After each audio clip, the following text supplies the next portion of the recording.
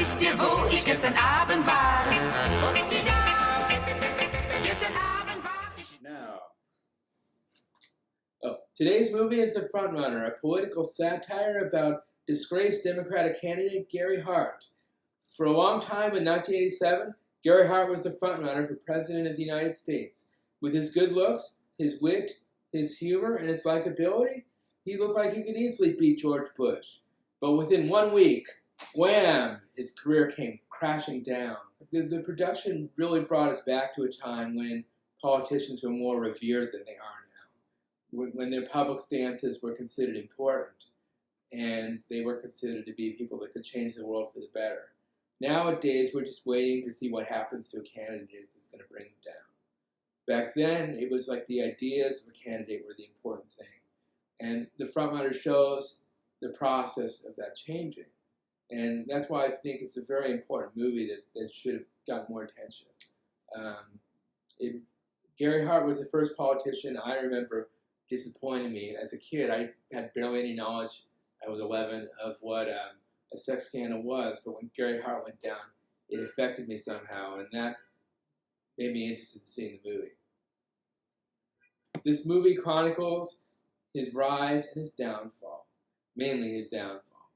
This movie shows how his affair with Donna Rice, which for some reason he encouraged reporters to look into, ended up being the end of him.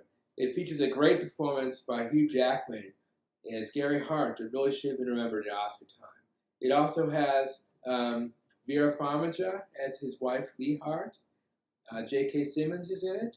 Sarah Paxton is very good as Donna Rice, who is shown not to be a bimbo, which is what the media portrayed her as. And Alfred Molina is good. The movie's kind of like a 70s political movie. It's very sophisticated. The camera work is very good. It's very engaging, much more so than I expected. And it asks a lot of questions. What responsibility do we have for our private behavior when we're in public? Should we vote against someone based on what they did in private? Or should we give them a pass as long as it's not too egregious? The movie wisely doesn't answer this question, leaves it to the viewer to decide. This movie barely got released. I wasn't expecting anything from it, but it was really good, and I definitely recommend it. It's on Stars, so check it out.